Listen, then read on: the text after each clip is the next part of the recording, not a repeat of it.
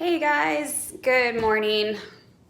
I'm still kind of figuring out this whole setup so that it is not like looking up my nose every time I do this, which you're welcome for that. I'm sure that's very fun for y'all.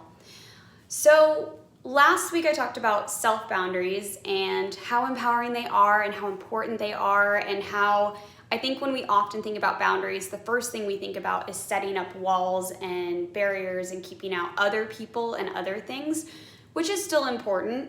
And we forget that it's best that if we can start it internally, then we can really implement that more effectively externally and with other people. But we have to start with ourselves first. The other big piece that I want to talk about, that when I've worked on boundaries with clients, when I worked on boundaries in my own life, one of the biggest struggles that I see is this idea that, if it doesn't go well, if the other person doesn't react well, if they get upset with you, if they see you in a bad light or make you the enemy because you're setting boundaries, often if we struggle in those areas, we will struggle so bad with boundaries, because when we start setting boundaries, even if it's good change, even if it's a healthy dynamic in a relationship, it's a threat at first for folks. And because it's perceived as a threat, many people will respond to our boundaries by being defensive, by not liking them, by challenging them, by maybe even calling us names or trying to tell us that, we're being ridiculous in some way or another. And if we are able to maintain our boundaries and our calm, even when people are mad at us, that's going to breed the most success with our boundaries, because we could learn all day about boundaries, what they sound like, what they look like, how to set them. But if we cannot internally regulate when other people don't like our boundaries, or if they react really poorly, or if they yell at us, or if they, whatever that looks like, then we get stuck. We get emotionally stuck. And so I think one of the biggest challenges is when you're starting this process, especially if there's somebody in your life that you're like, I feel like I don't speak up for myself. I feel like I'm not doing what I need to do in setting boundaries and saying no when I need to say no. Challenge yourself with little ways of saying no, and try it almost like a stepwise process, because it's really hard for us to go from not setting any boundaries or struggling with leaky boundaries and then going from like that to being like, I'm super boundaried and I have all the boundaries. And even if we do that, sometimes we overcorrect and then we just become really mean. And instead of coming from a solid place of self-care, a solid place of kindness and wanting to be good to ourselves and also, not enable other people around us, we come from a place of bitterness. We come from a place of being hurt. We come from a place of being wounded. And sometimes people use their boundaries to hurt other people initially when they don't know how to set boundaries. Like, a boundary is set because of somebody's boundary. Like, if you set a boundary and someone immediately responds with defensiveness or by setting their own boundary, like, that's usually their response of like, hey, I'm trying to hurt you because this is hard for me to hear.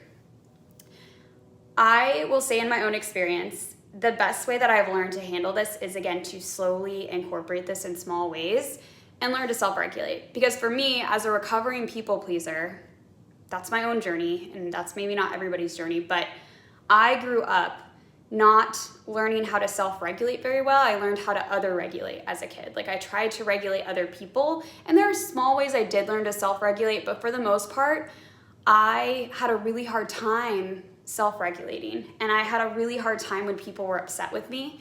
And in fact, I feel like they call it the Fawn Response, but I feel like I ended up being a person that would cater to things and not have my voice, because I was like, there's already so much chaos, there's already so many voices, there's already so much tension, that I learned to keep my voice quiet, and I learned to not take up space, not take up room, because in the past when I did, for different reasons, not just in my family, but also in school and in other ways, it was not in a supportive environment. And again, I'm not trying to hate on those folks. There's different reasons why it was on me and why it was on them, but for whatever reason, I learned to people please, and I learned that it was very dangerous if people were upset with me. Obviously, that's not true, and as an adult, if people are upset with you, usually, they just need time. Usually they just need space. And the more that we can stay calm and regulated and internally know that like, even if others are upset with us, we are okay, that is gonna be such a gift in our own ability to set boundaries in a way that's kind and loving, where we don't have to be aggressive, we don't have to be hateful. And if anything, maybe looking at the response of like, when they're upset with us, looking at it with empathy and saying, man, they must be hurting so much right now, or this must be really tough for them in some way, or really hitting up on their ego. And we all have ego. I do too. I'm like currently working through the different layers of my own ego where I'm like, I've made progress. And then it's those areas that are sensitive where I feel like I need to prove myself, or I feel like I need people to see me in a certain way. That's often an area of ego that I have to work on. And when I say ego, what I mean is this part of us that feels that for some reason, if we're not a certain way, or we're not proving ourselves, or we're not better than, then we're not okay. Then we're not good enough. Then we're not worthy. So it's usually this part of us that struggles with insecurity, that becomes like puffed and has to defend itself because we don't have that strong sense of solid self that says, I am worthy even when I mess up. I'm worthy even when people are mad at me. I am worthy even when I'm in struggle and have days of anxiety or depression or whatever that looks like. And so for me in my journey, I'm still working through those different areas where that comes up in me, where it's like, ooh, that feels tender, that feels sensitive, that feels like I feel like I have to defend myself. I feel like I have to fix this situation. I feel like I have to have this person be happy with me. But I notice that in the areas where my ego is not playing a role, when I'm in a good space, I'm okay with people being mad at me. And I'm like, okay, I'm gonna let them think that of me, even if they're wrong. And it's hard. I mean, it doesn't mean that it doesn't still hurt. It doesn't mean that it's still not this space of like, man, it's a bummer. I really wish, especially with our significant others that we're super close to, like we want them to see us in a good light. But the truth of the matter is we're not perfect.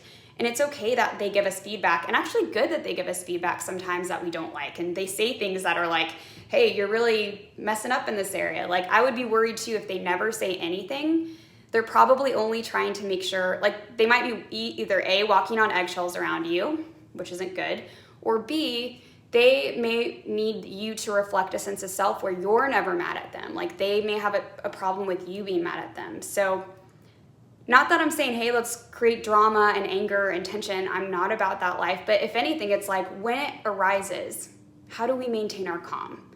When people don't agree with our boundaries, how do we have empathy for them and not become reactive and defensive and hurtful and just say, okay, let's talk about this later. Okay, I'm gonna leave and like, I'm sad you don't feel this way, but let's talk about this when it's a good space. Or even getting curious, like, help me understand, where can we meet in the middle where I'm getting my needs met through this boundary and you're also getting your needs met, especially if they're in a space that they're actually able to be curious, which is rare. But when you come back to these conversations, ask them like, what are you needing? What are you needing right now? What are you feeling? Because I think at the heart of anybody just like having these clashes of boundaries and needs and wants, it's like at the end of the day, the most important thing is that we get curious and we hear somebody. And if we have a need and they like, it's hard for them to honor that, like it's still important that we honor our needs even if they get upset. Of course, again, I think it gets tricky every now and then. We do have to negotiate boundaries if they are truly violating somebody else's needs and boundaries, but oftentimes they're not. Oftentimes our own needs and our boundaries are not violating anybody else's needs and boundaries, and we just have to stick to our guns, even when it's stinking hard. And so I thought it was really important to talk about that concept because we could talk about examples, which maybe next week I'll go into like the nitty gritty of how to set boundaries, what language we can use, things like that. You would have all that knowledge, but if we don't have that internal regulation, if we don't have that lack of ego, if we don't have that ability to empathize and see that when somebody is projecting stuff onto us, like that is their pain and that is their struggle, and that, the worst thing we can do is to like become defensive and shut them down and be a jerk about it. Unless we have that ability to work through all those different things, our boundaries are gonna be leaky or they're gonna be aggressive and mean. And I know that when people go on this journey, the last thing that they're wanting is to be either the person that's like a prima donna and has like all the boundaries and like doesn't hear anybody's needs and becomes like it's not even boundaries at that point, it's walls, right?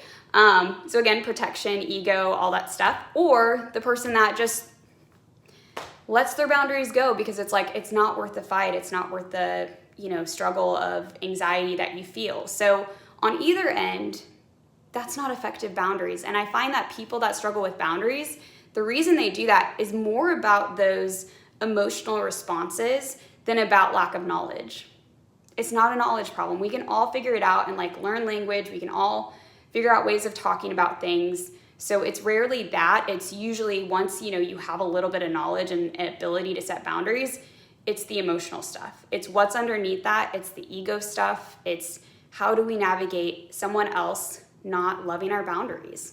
And how do we do that with kindness? It's a tricky thing, but it's so worth looking into. If this resonates with you, I would recommend working with a therapist on this because, obviously I'm biased as a therapist. I believe that that is the way to go about things. I'm sure there's books and resources and ways you can dig deeper. Totally gonna shamelessly plug my own book. So Beneath Your Bullshit, we do go into boundaries. We do go into internal regulation. We cover these concepts more in depth. However, knowledge is one part of it, but the ability to have somebody help you dig through maybe why your ego is getting rubbed up against and what parts of you are trying to protect yourself, that's super important, and that's therapy work. And so I would recommend you work with a therapist that has experience with boundary work or ego work, or we call it internal family systems. That's another really great therapy modality for working with our parts and healing trauma. So that's what I would recommend. If you have any other specific questions around boundaries or you want me to cover something in more depth, please let me know. I'm here to interact with you, get feedback, and I hope you guys have an awesome Monday. I didn't get my coffee yet today. I was a little behind, so I'm scrambling. I wish you could kind of see my little setup. I'm scrambling a little bit, so I'm gonna hop off and grab some coffee, but I hope you guys have a wonderful Monday. Thank you for joining me.